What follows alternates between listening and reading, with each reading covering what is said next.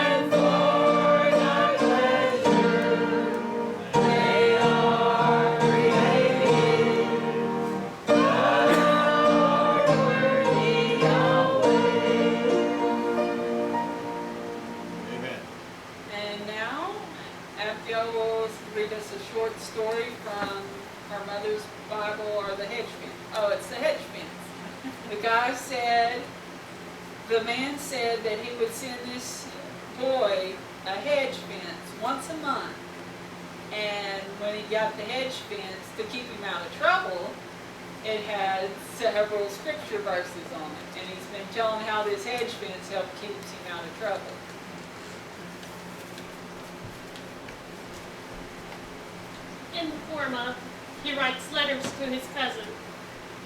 He said, "It helps me every day." He said, "But I'm only going to tell you the big things. Thy heart is not right in the sight of God." And he went on his way rejoicing. And he received sight forthwith, and arose, and was baptized. He which persecuted us in times past now preaches the faith which once he destroyed. Jesus Christ maketh thee whole. Dear Rennie, we've had the greatest lark out. All kind of mixed up with my hedge fence, too. It's a real long story, almost too long for a letter, I guess, but I'll hurry it up. The folks are well, and nothing has happened to any of them. Only Katie's had the measles and Charlie the mumps, so I needn't take time telling you about them.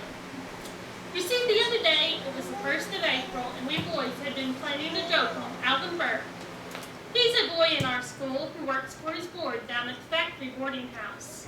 And we don't know him very well because he never had any time to play and always seemed kind of glum. He's a great fellow to study, though, and always had his lessons. Beats us in spelling and such things all to pieces. But he has been away behind in arithmetic. It is because he never had a chance to go to school before. Next week, our spring term begins, and Alvin wants to go into our arithmetic. He has been working awful hard, and he thinks he can keep up, and the teacher is willing to have him try if he can get an arithmetic. Well, sir, that fellow has sold his broken blade knife and his old rubber ball and a storybook that somebody gave him, and I don't know but he would have sold his teeth if he could have had them pulled out trying to get an arithmetic. It is the advanced kind, and they cost $1.25.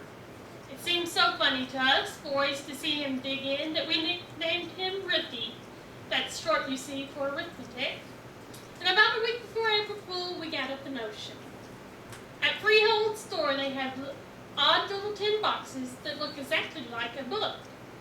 Red edges and all, and I noticed they were just the size of our arithmetics. So I told the boys, and we agreed that it would be a jolly lark to buy one of those boxes and get Jerry Davis to letter it, and wrap it up into a paper and send it to Alvin. He'd be sure to think it was a real book. The boys all went into it and thought it was rich. Charlie Porter said it was nicer than most April Fools, for it was a real nice box to keep pencils and things in, and Alvin might be glad to get it. It only cost $0.25. We put our money together and bought it and had the letters put on with Jerry Davis printing press, and you never saw a cuter thing. We were going to lay it on Alvin's desk Monday morning and have the fun of seeing him open it. Well, I carried it home to take care of that evening, and on the way I stopped at the post office, and there was my hedge fence. Just a beauty it was, all fixed up with green ink and the verses peeking out at me. I don't know what made me keep reading over the first one so much. I never noticed the others at all. That one kind of seemed to stick me, and says I to myself, it kind of seems as though I must be trying to climb that hedge, for I feel a thorn. By and by I began to talk out loud, says I. Well, I'm sure there's nothing mean about that, just a little fun. He gets a nice tin box. If he is a little disappointed, he isn't a baby. But the more I thought, the worse I felt. Something kept saying to me, you know you are not doing it because you want Alvin to have a nice tin box. You want to see how hot his face will get and how his great gray eyes will look first glad and then sullen. And you all boys want to giggle and whisper, April Fool. It doesn't look very mean on the outside, but down in your heart, old fellow, I shouldn't wonder if you were ashamed of it. Well, if you'll believe it, I got so scratched every time I tried the hedge that at last I went straight to Mother and we had a talk, and I had a plan, and she agreed to it. And I went out after supper and I asked all the 5 boys to come and eat apples in our dining room for an hour. They all came, and when I had a chance, I said, boys, let's make a clean thing of it and put the arithmetic inside. See how it fits? And I plopped my old book into the box, and it was a perfect fit. They looked astonished, and they all wanted to talk at once and ask what was the matter and all that, and I squirmed around it a while, and then I up and told them about the hedge fence and the thorn that was scratching into me. They laughed some, but pretty soon Charlie Porter began to rub his leg, and he said, boys, I believe I'm scratched too. Let's tumble back and fall in with Frank. I've got $0.25 saved up from Christmas that I'll give. And if you'll believe it, every one of those 5 agreed to it. Some of them hadn't any money. But Mother came in and talked the thing over as nice as though she had been a boy herself, and she said she would advance the money and open an account with them, and they agreed to earn it. If their fathers were willing, they would all do it. And the next morning the fathers were willing, and we all went to the bookstore and brought as nice an arithmetic as the man had, and he threw off $0.25, so it only cost us 20 cents apiece. But the funniest part of the lark is to come. We carried it to Alvin's desk, all tied up in white paper, and do you believe? He wouldn't open it. He thought it was a piece of board done up like a book. We watched him all the morning, and he shoved the thing around with his elbow, tossing his head and looking awful fierce, and pretty soon he slammed it down on the floor. We got around him at noon and coaxed him to let us see it. Do you suppose I'm a fool, he said to us? It's nothing but a board wrapped up, and I know where it came from, too. Charlie Porter told him he didn't believe it was a board. It didn't look like one. And says he, see here, Alvin, if it is a board, I'll give you 20 cents for it. I will, as sure as my name is Charlie Porter. So Alvin opened it, and I just wish you could have seen his face. First he thought it was an arithmetic. The box was, you know, and then he found out it wasn't. And he was awful disappointed, and he tried not to show it. And then he found there was an arithmetic inside with his name in it, and it said under the name, from some April Fools. Well, sir, he just jumped up and down and shouted. It was the jolliest time. Mother says I must go to bed this minute, so goodbye, from Frank Hudson.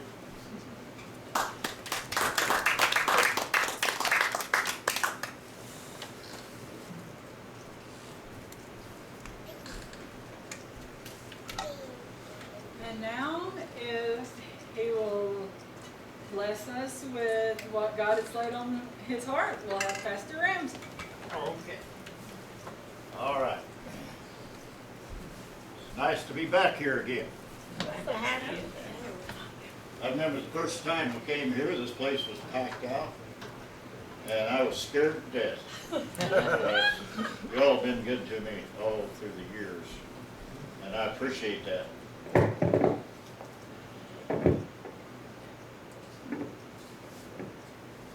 Many years ago, they used to have tent meetings, and there was an evangelist had a tent meeting, and I remember in the old Baptist churches, they always saved the last night to preach on the second coming of Christ. And they would, of course, they always taught about the escapism and the rapture and all of that kind of stuff. But it was common to read out of Thessalonians where it says that, "For this we say unto you by the word of the Lord, that we which are alive and remain unto the coming of the Lord shall not prevent or precede them which are asleep or dead. For the Lord himself shall descend from heaven with a shout, with the voice of an archangel, and with the trump of God, and the dead in Christ shall rise first." And after the service, there was a couple of guys out back, and they were arguing. And one guy says, "Well, I want you to know that the Presbyterians are going to be the first ones up." And the Baptist said, "No, it's going to be the Baptists that's going to be the first ones up." And so they went home kind of huffed at each other, and the next morning when they came back for the last meeting of service, the Baptist went up and said, "You're right. The Presbyterians are going to be the first ones up, because it says the dead in Christ are going to be first."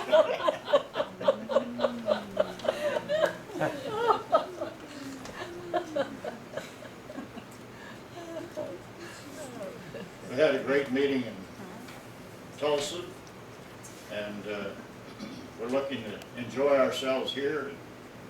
I appreciate all the things that JT and Betty have done over the years. They've kept many preachers encouraged. You know, no matter where I go, almost everywhere somebody has heard of JT and Betty. Doesn't matter where I go. I go to Wisconsin, "Oh yeah, we know about JT and Betty." And so in Missouri and in Oklahoma and in Nebraska, Iowa, they know about them. They've lived a life of sacrifice, a life of hard work, just like all of you. I came here and all these girls were mopping the floor and trying to get the plumbing going. You were working on the plumbing. If Marvin had just had something to do today, he'd have been all right.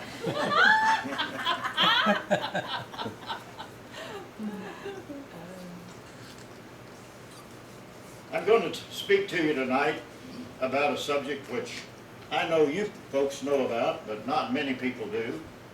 And I want you to meet one of our members from Houston and Mountain Home. He goes to both places. He runs his video, and he's the one that set up our YouTube channel and puts all of our videotapes up of the messages. And he and I have made a couple, or at least one Skype combination, and we're looking for more. In fact, he was working on Ken Davidson today, trying to get him to set up Skype so we could get him and us on the same video, and that would be interesting if we can get that done. But I want you to go, if you have your Bibles and you want to, go to Mark chapter 9 and verse 16 and 17. But in 16, "And he asked the scribes, What question ye with them?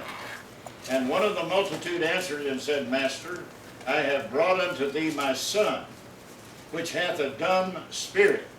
Now, I don't think he was talking about the kind of dumb spirit we see today, but I think he was talking about an evil spirit that was in his son. "And wheresoever he taketh him, he teareth him, and he foameth and gnasheth with his teeth, and pineth away. And I spake to thy disciples that they should cast him out, and they could not. He answered him and saith, O faithless generation, how long shall I be with you? How long shall I suffer you? Bring him unto me. And he brought him unto him, and when he saw him, straightway the spirit tear him, and he fell to the ground, wallowing and foaming at the mouth. And he asked his father, that is Jesus, asked his father, how long is it ago since this came unto him? And he said, of a child. And oft times it hath cast him into the fire and into the waters to destroy him. But if thou canst do anything, have compassion on him and help us. Now I don't want to, I kind of hesitate to say this, but because it's going on YouTube, I hope it'll not be misunderstood. But you know, in the Bible, God never did say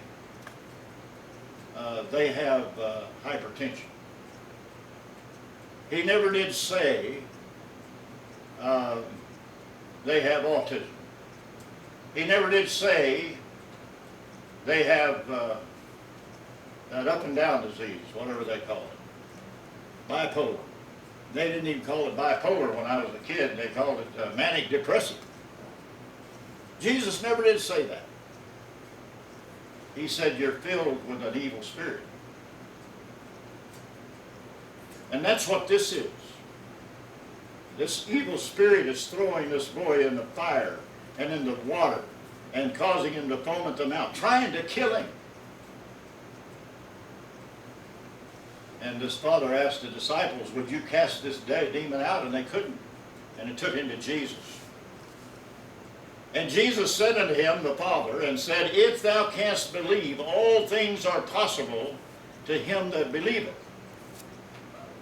And straightway the father of the child cried out and said with tears, Lord, I believe, help me to believe.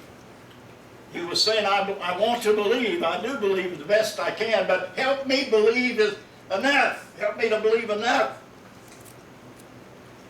When Jesus saw that the people came running together, he rebuked the foul spirit, saying unto him, thou dumb and deaf spirit, I charge thee, come out of him, and enter no more into him. And the spirit cried, and rent him sore, and came out of him, and he was as one dead, inasmuch as many said, he is dead. But Jesus took him by the hand, and lifted him up, and he arose, and when he was come to the house, his disciples asked him privately, why couldn't we cast him out? And Jesus said unto them, this kind can come forth by nothing but by prayer and fasting. Fasting has become a lost doctrine. I haven't heard anybody preach on fasting since I preached on it the last time. And that's been long. Historically and prevalent through all ages and through all faiths, fasting was part of their practice. If I were to ask you how many of you have fasted for 3 days, and would be revealing. Fasting is a biblical doctrine, just as salvation or baptism or any other doctrine. Well, what is fasting? Fasting, there's what is called a pure fast. That means no food, no drink. Now, I find that very difficult. And I find a lot of people that's difficult for them to do. If they have diabetes, it's hard for them to do. Or if they have other problems with their body. To give up food and to give up water for 1 a day or 2 days, that becomes a very strenuous thing on their body. But that is a fast. Then there is what we call a juice fast. Some people say, well, we're just going to make juice. we get around Paul Gerhardt, and that's who I want to talk to you about. They juice everything. And they even brought us over this morning we were eating breakfast or eating lunch or something, and they brought us some. And I drink it. But it's hard, you know, it just didn't taste like Coke. That's all right. No, I don't drink it.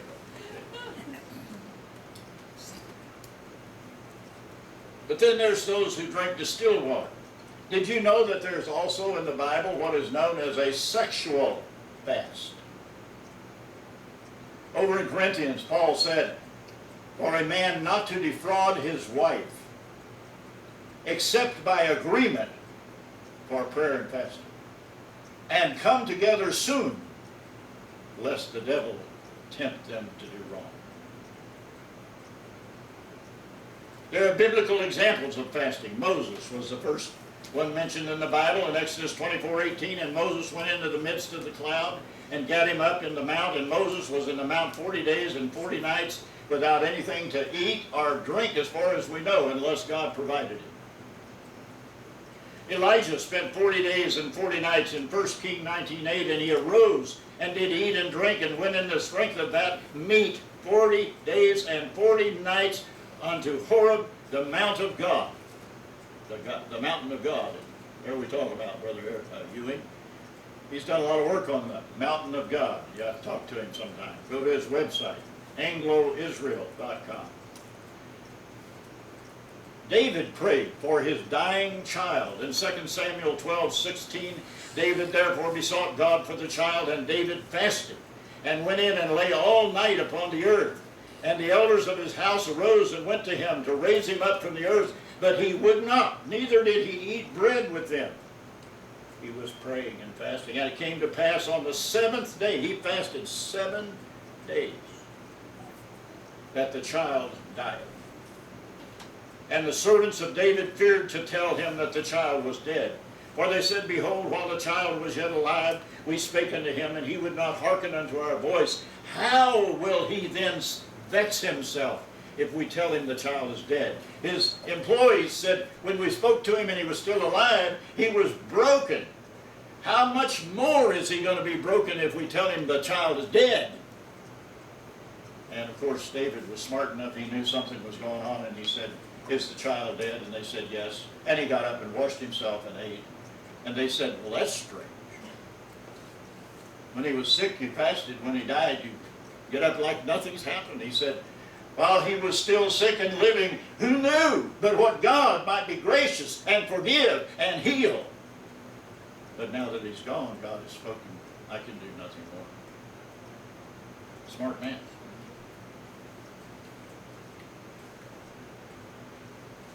Ezra called a national fast. Nehemiah called a national fast. In Nehemiah 9:21, Yea, 40 years didst thou sustain them in the wilderness, so that they lacked nothing, their clothes waxed not old, and their feet swelled not, and they fasted for 40 days and 40 nights. Esther called a national fast. Jehoshaphat called a fast for his country and for his nation. Daniel fasted 3 weeks, wanting to know what God's will was and what the future was, and he prayed. Joel threw a fast. Jeremiah gave a fast, and Zechariah fasted. Anna at the temple fasted for a child. Jesus 40 days, and other times he fasted. The early church fasted many times. Cornelius was fasting, and he wasn't even a Christian at the time, as far as we know. Paul fasted. Our country in its early days, Governor Bradford of Plymouth called a fast for America. George Washington called for a fast. James Madison called for a fast. John Adams called for a fast. Abraham Lincoln called for a fast. We'd all be shocked if Trump called for one, wouldn't we? Yes. Well, that might really propel the Democrats into something funny. If the president called for a fast. Today we say prayer and fasting. Somebody says Pentecostal, Pentecostal, Pentecostal. Well, I've decided I'm Baptist-costal anyway, so that's where I'm at. The Bible teaches fasting. Jesus said, when I'm gone, my disciples will fast. He is gone. If we're his disciples, we should be fasting. Fasting is a command of God. It's like baptism. It's like the Lord's Supper. Fasting is mentioned more times in the Bible than the new birth or regeneration, or both of them put together. Well, what happened? How come we don't fast? Well, the fire went out. It's not exciting anymore. It's hard work. It's not easy. It's not something pleasant. You ever try to go a whole day without eating anything? I tell you, the first time I did it, I thought I was going to die. But it got easier. And even now, as I get older, I've learned that I don't need but one meal a day. You know, if I eat too much food, I don't like to eat much food at night because then I can't sleep. You heard about the preacher, didn't you, that he went to this family to eat lunch after church, and he had to go back that night and preach. And the wife laid out all the food on the table, and he said, "Well, no, thank you." He said, "I don't eat before I preach at night. It affects my preaching." And so they went to church, and he preached, and after the church, she came by and shook his hand and said, "Well, you might as well have." Oh. So, only by prayer and fasting. 3 reasons fasting is necessary. It is necessary for the hard cases. If you have something hard, you want a revival, or you want the church to grow, or you have division in the church, or you have a healing that needs to be had. And it's not something that you can just get up in the morning and say, "Okay, Lord, heal me." It isn't going to work like that. Of healing, I believe in healing. I believe in anointing with oil. How many of you ever heard of Bob Gray, Pastor Bob Gray in Jacksonville, Florida? Any of you heard of him? He was a Baptist preacher. Do you know what kind of oil he used to anoint for healing? 3-in-1 oil, the power of the Holy Spirit and the Father and the Son. Yeah, he used 3-in-1 oil. Well, I don't know, must have worked. Hard cases of battles to fight. In Nebraska, we prayed often and we fasted often. I had my people pray and fast every Monday. I told my people, I said, on every Monday from now until victory, I want you to fast. If you can only fast for breakfast, then fast for breakfast. If you can fast only for lunch, do lunch. If you can only fast for supper, do supper. And by the way, for those of you city folks, that's in the evening. And those of you who can fast all day, fast all day. But Monday is our day to fast and pray. And you know, it's very interesting that on every Monday, we almost had a significant battle won somewhere in our fight because of the prayer and the fasting. George Washington in Valley Forge, he led his soldiers to fast and to pray. The hard cases of salvation, we fast and we pray. You have a son that doesn't know the Lord, fast and pray. I know today, I thought it was interesting, we had prayer. The preachers came up and we had prayer for people who wanted to have be prayed for in Tulsa. And there was a young teenager came up, a young man. And he had tears in his eyes, and we said, "What do you want to pray for?" He said, "I want to pray that my mama get on the right road." Well, we prayed that his mama get on the right road. I believe she will. I believe God will hear that prayer. And so we have to pray for the backsliders. We have to pray for the big days plan, and pray for the burdens we have, and pray for those things that are hard. Fasting is necessary for good health. Most everybody, everything you eat is poisoned or embalmed. Did you know? I didn't know this for a long time, but did you know that they actually put embalming fluid in ice cream? I couldn't believe it. It's injected with poisons and food additives and colorings and hypertensive kids, and we have cancer and heart trouble and all the results of bad food. The white bread you eat is so bad the weevils won't even eat it in many cases. If it won't spoil, it's been embalmed. That's what they do for our bodies to keep us from dying. The poisons drain the body of energy. Fasting with juices and distilled water helps wash out the poisons and the bad things in our body. I drink beet juice every day. Some people taste that and they go, "Ugh." It's pretty good stuff after you get to it, used to it. I'm a fruit and vegetable person. My wife will tell you that I eat very little meat. Now I do like meat, but I'll eat chicken a little bit. I will eat some fish, and occasionally I'll eat some beef. But I'm not a red meat lover. I don't eat a lot of steak. And she doesn't either. We don't eat a lot of meat. The meat has been injected with hormones and medicine and drugs.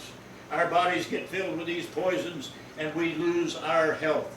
One good meal a day is sufficient. How do you feed your dog? Do you get up in the morning and say, okay, it's breakfast time, go out at lunch, say, here's another bucket full, this is for lunch, go back at supper, here's another, and oh, by the way, here's some treats. Do you do that? No, we don't do that. We feed them once a day usually, and maybe just twice a day. And if you got cats, they're spoiled, you feed them till they die. That's the way that goes. Cats are hard to live with. What do you do? Fasting is necessary for good character. A weak will is one of the problems of this country. My wife has the strongest will and character of any woman I've met. Now, I don't know all you women here that well, and you may have the same kind, but she's got a much stronger will and determination and character than I have. She makes me feel guilty sometimes, and so I like her to be around me because she keeps me straight. The body says, I don't want to pray. The body says, I don't want to read the Bible. I don't want to face opposition. I don't want to study. And that's because we need to fast and pray. Our body is the master, and it should be the servant. If you will not have a real character until your body is made subject to your will. Your body must be slave, not master. I'll tell you what you do. We don't eat at buffets anymore. I can't afford to pay what is it, Golden Corral or whatever it is. I can't pay them $15 and go by and pick up 2 vegetables and a big piece of pie. I can't afford that. But I can't afford to eat at that kind of place. I don't eat enough. We eat way too much. Fasting is necessary. Now I'm going to give you some examples. I'm not going to preach a long time tonight, but I'm going to give you some things that have happened in our lives in the last year. Now most of you know what happened in Nebraska. I moved to Missouri, back to Missouri. I moved back to my hometown where I went to high school. When I went back there, I thought, well, it would be nice if the Baptist churches would use me. Did they? No, they didn't use me. So I've been on my own, and when I went back there, there was a time when I had 25,000 names on my mailing list. But that was before I came into the Israel message.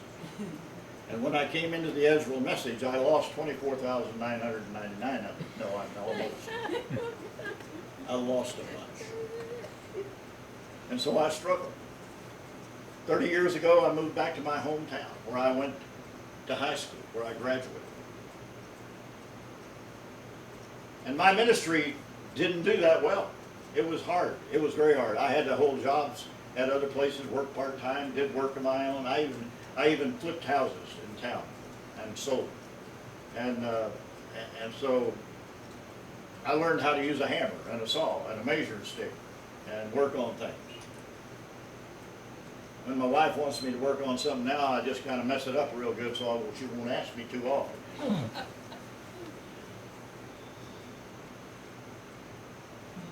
When I married her 5 years ago, and by the way, my first wife was a wonderful woman, and she was a good wife. So don't ever take anything I say positive about her as not being positive about my first wife. You know, God gives you the woman you need for the time of your life you're living in. That's what He does. And when I was living in that time, she was what I needed. And when she got sick, I began to grieve, and I lost that bond between us was completely severed by the time she died. Didn't mean I hated her or anything. She had Alzheimer's. She had some liver problems. And when I married her, my ministry had gotten really way down. I think we had 70 people on our mailing list. And now, just 5 years later, after she's come on, we're way up over 300 now. It's all her. I tell her she's the one that helps make it. She can't believe that, but she is. A man will not be his best without God's choice of a wife. He's got to have a good wife. And when she came on, I was at the point where I was ready to close the ministry. And it was her, a Lutheran, we walked in and saw what was there, and she said, no, you can't close this. You've got to keep this going. This is your life. This is what God called you to do. I said, wow, she knows quite a bit for a Lutheran. And I fasted and I prayed. I've not pushed her to fast, but she does sometimes. But I fast every once in a while. I will tell her that's what I'm doing. I just say I'm not hungry. I don't want to eat it. And I'm praying. I have something on my heart. And I prayed about our ministry. In Matthew 16, go there if you will. Let's look at that just a little bit. This is something that you and I, we need to read this again and again, because this has not gone out of vogue. This has not gone out of style. This has not gone off God's program. In Matthew 16 and verse 13. When Jesus came into the coast of Caesarea Philippi, he asked his disciples, saying, whom do men say that the Son of Man am? And they said, some say that thou art John the Baptist, some Elias, and others Jeremiah, or one of the prophets. He saith unto them, but whom say ye that I am? And Simon Peter answered and said, thou art the Christ, the Son of the living God. And Jesus answered and said unto him, blessed art thou, Simon Bar-Jonah, for flesh and blood has not revealed it unto you, but my Father which is in heaven. And I say unto thee that thou art Peter, and upon this rock I will build my church, and the gates of hell shall not prevail against it. Now here's the verse. Underline it. Rememorize it. And use it. And I will give unto thee, not just to Peter, the keys of the kingdom of heaven. And whatsoever thou shalt bind on earth shall be bound in heaven. And whatsoever thou shalt loose on earth shall be loosed in heaven. That promise is given again in the Gospels and another place in Paul's writings, that we have the power to bind and we have the power to loose. Well, you all heard about my little episode that I know nothing about. My wife told everybody about it, but I had a stroke, I guess. That's what I think must have happened. She said that's what happened. And I think she can talk about it better than I can, because all I know is what she's told me. By the way, it's very interesting. It was our 5th wedding anniversary day. That morning, when she woke up, she says I was thrashing in the bed, whatever that means. And my eyes were glassy, and my lip was down like that. And her first husband died of stroke, so she knew what a stroke was. She said to me, she said, Everett, what's wrong? I couldn't answer. I couldn't move. I was completely paralyzed. I couldn't move my arms. I couldn't move my legs. I couldn't talk. I couldn't do anything. So she called the ambulance. They came, looked at me and said, yep, he's having a stroke. You gotta hurry. Took him over to the hospital. And they started blood work, and they called the air evac immediately because they wanted to get me to a hospital that had a stroke center. And so they were flying me to Springfield, which was a good 90 miles away. And in the meantime, she is on the phone calling all of our people, because it was that Sunday that we were to have Bible study. And she was calling them and saying, we can't have Bible study, please pray for Everett, he's had a stroke. And she called off several pastors. She called Brother Elmore and Brother McCurry and some other men, and they began to pray. And I didn't know this till later, but Dan Gaiman had a prayer in his place for us. And I didn't know he even knew about it. And then she went on Facebook and made a little blurb. And then she got in the car and drove to Springfield. She got there 2.5 hours after I got there. And when she walked in to my room, I looked up and I said, what am I doing here? And she said, well, I canceled Bible study because you had a stroke. I said, why did you do that? I mean, here I am. I was talking. I was 98% back to where I was when I went into all this. I had no memory of anything. And my wife had prayed and cried all the way driving to there and called everybody, and they prayed. We found out we had Brother Ken Davidson had prayer in Ireland, and some people in Canada and all across the United States and in Australia and in New Zealand and also in some other countries in Europe. Some people in England had prayer meetings. We had, and she spent 3 whole days answering emails and messenger on Facebook and the letters and from hundreds and thousands of people who prayed for me. I didn't even know that many people knew who I was. And she said, you know, I have never, she said, this is the first time I've ever seen God answer prayer that way. The first time. Of course, she grew up in a Lutheran church, and that's not all bad. She went to a Christian school. She knew the Bible. When I married her, she knew the Bible about as good as I did.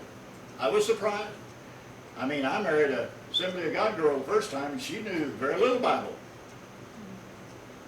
Married her, she knew a lot of it. Her son's a Lutheran pastor. I think he believes what we believe, but he can't say much about it, you know. he's in a large church. But here's what I found. When you begin to pray and to fast, God does things. Let me give you some other things that happen. We have a Bible study in Houston. And we have people in Branson and Forsyth, and they're from, what's the little town you're in? Kizzy Mills. Kizzy Mills. They come up there to Houston. They go to Mountain Home, and we have several from Branson. And if you draw a circle around those 3, and right in the middle, there's a town called Ava. And we've talked about, wouldn't it be nice if God would give us a place in Ava where everybody could just come together at one place?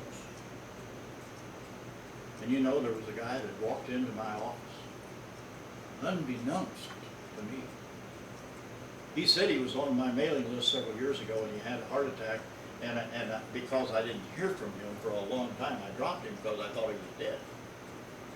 And he walked into my office, and he said, I've got a piece of property down in Ava, and I'd like for God to use it. I said, that's interesting. We've been praying about that. So we're going to see where God leads us on that. And we had some projects that just had to get done. We couldn't get along without them. And they were not cheap. And he said, you know, God's blessed me, but I haven't paid my tithe, and I'm going to give it to you. I said, that's interesting. He said, I know you got some projects you need to do. I said, yeah, that's true. We've been praying about it.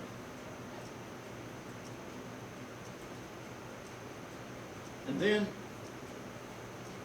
a few months ago, my wife had gone to have an MRI, and they said, or some kind of a screen test, and they said she had, it looked like she had some bone cancer in one of her bones. And we were concerned about it. And they gave her a day to go into the hospital for an MRI test. And I remember when we got there, we bowed our head in the car and we prayed, and I put my hand on her and I prayed for her. And I said, Lord, I can't get along without this lady. Please, touch her body. And she went in, she took the test, and they found nothing. They didn't find anything. She was fine. Wow. Hallelujah. Isn't that wonderful? Praise the Lord. Hallelujah. Yeah.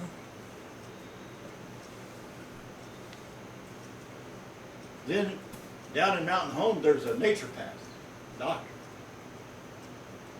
And many years ago, when I ran for governor of Nebraska, after our problems in that state, he went to one of my meetings, and he donated money to my campaign. I'd forgotten about him. But he called me up.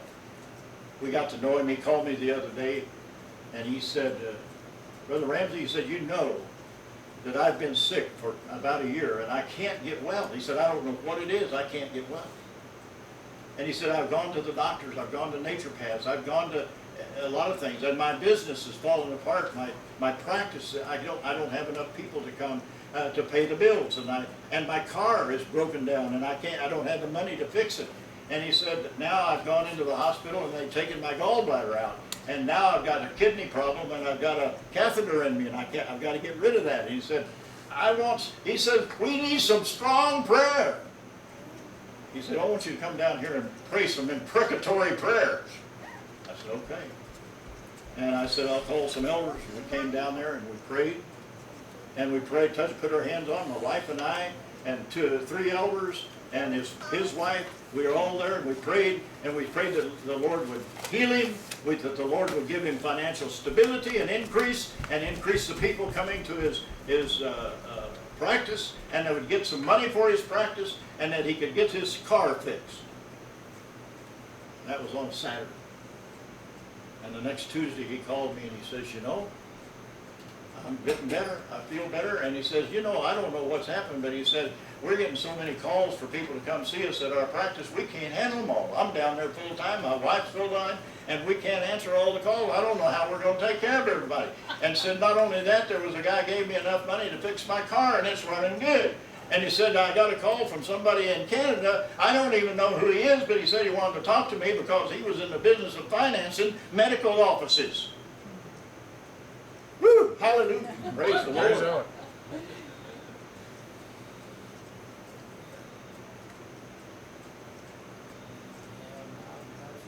And then many of you know who Brother Rob is. You know Brother Nathan Rob and his wife. They have 3 stores in Branson. And one of them is what we call politically incorrect. It's got the Southern flag, it's got Jacob's flag, and it's got... Dixie Outfitters. Got a what? Dixie Outfitters. Dixie Outfitters, it's called.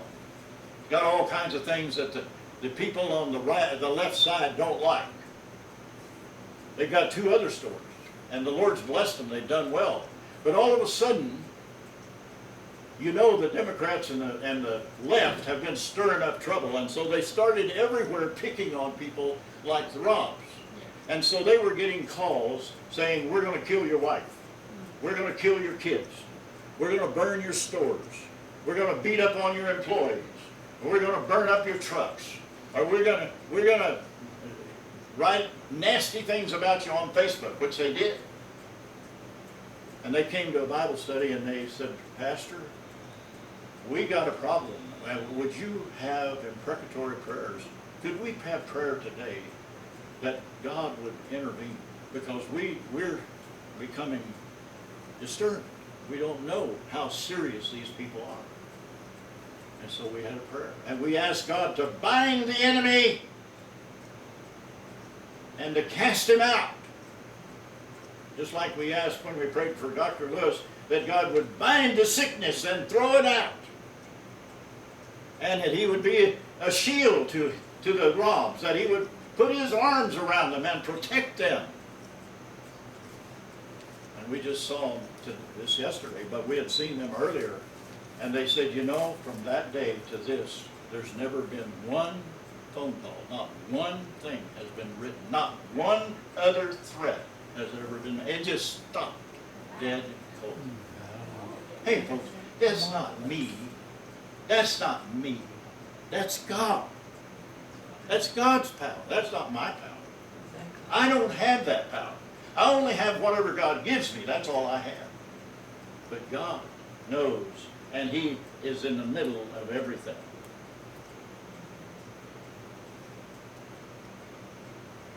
Well, you say, well, if God doesn't answer me right away and give me a positive answer, what am I supposed to do?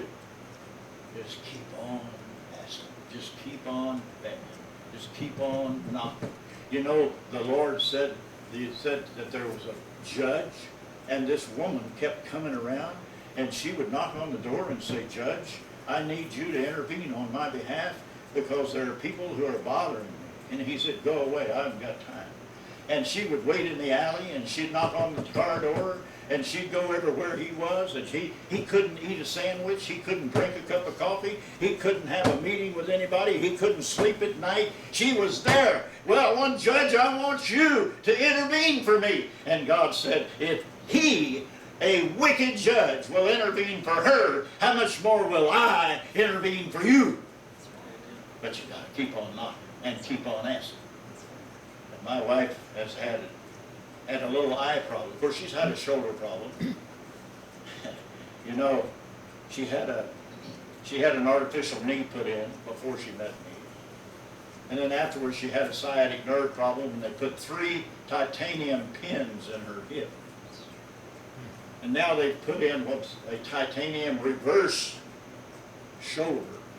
She fell before the conference last year. She fell out the side. And she can tell you, I'm not going to tell you, but I didn't respond very well when she fell. And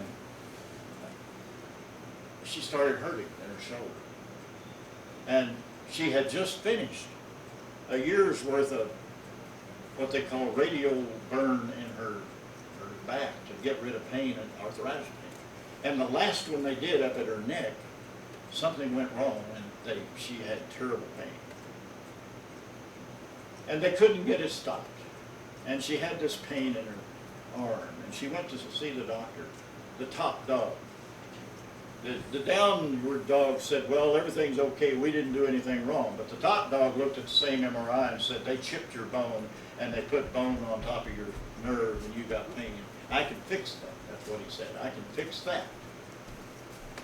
Just to show you how smart he was, how God gave him gifts. And by the way, he's an Oriental doctor.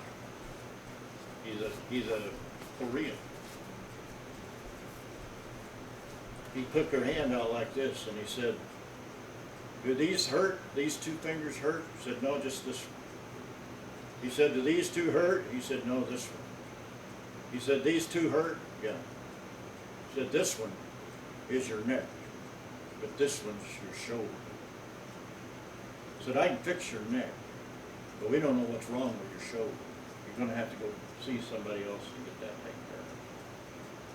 And he sent her to the bone specialist. And they took an MRI. They actually brought her a picture of it. And this young doctor looked at her and said, I hate to tell you this, but you didn't hurt this shoulder when you fell. This shoulder was destroyed many years ago. He said, did you have an accident? He said, yeah, I was in an automobile accident. They had me in traction for 6 weeks for my neck and my back, but they never looked at my shoulder. And he said, well, it's grown back where it cannot be repaired. It will have to be replaced. So she has a titanium knee, she has titanium pins, and now she has a titanium shoulder. The scientists tell us that an average human body is worth $98. But I'll tell you, with hers, it's got to be worth $8,000 or $10,000 with all that titanium. But she had something that I'd never heard of. She had what the doctor called a stroke in the eye, and she had a blood vessel that had a clot, and it messed up her side. You say, well, Pastor, are you praying for her shoulder? Oh, yeah. Are we anointing her for her shoulder? Yes, we've done it 2 or 3 times. Are we praying every day? Absolutely. I fuss with God all the time. I say, Lord, you healed me, you brought me up. You can fix her, I need her. Every 6 weeks she has to go have a needle put in her eye and medicine injected, just so she won't go blind. And I pray, I say, God, that's not good. And you know what my wife said? I couldn't believe what she said, but she may be right. She said, you know, God needs you to be humble. But he can't mess with you because he needs you. But he can mess with me, and that'll keep you humble. And he's right. She's right. I'm brokenhearted about her eye and her shoulder. And I say, Lord, you got to fix her. You got to fix her. I mean, she's 10 years younger than I am. She ought to be out running, trotting races. I mean, God can fix her. And I say, Lord, fix her. Fix her every day. Lord, fix her eye, fix her shoulder, fix her neck, fix it all. And I'll go to my grave saying the same thing. And I believe God will fix her. I believe God will fix her. But I fast. Not much. And I don't go around like the Pharisees. I don't let people know what I'm doing. Don't think we should do that. I don't think when somebody invites us over and says, well, here's a piece of cake, and we say, well, no, I can't eat it. I'm fasting today. No, you don't do that. You say, you know, I just don't really need a piece of cake today. One of the things we've got to learn to do again, I know you did this. I know you did this when you were having your battles with the hospital and the state and all of that. I'm sure you prayed many times God would bind the enemy and to cast out the enemy and to put a shield around you and to protect you. That had to be part of your prayer. And that's why God eventually gave you a victory of sorts. But we've lost that. Our people don't do that. And you know, the thing that bothers me is the people who do it, dear Lord, don't let the devil give me a flat tire today. Is that all you're worried about, is having a flat tire? Dear Lord, don't let the devil let my car blow up. You know, or don't let so-and-so be mad at me today. I mean, those such little puny prayers. We don't fight any warriors. We're warriors. We ought to be fighting the greatest enemies of God in our government, in our communities, in our churches. We ought to be saying, God, bind them and keep them from harming your church and your people. So I would ask you to give some thought. I would ask you to consider, if you haven't been fasting for a while, to give that some thought.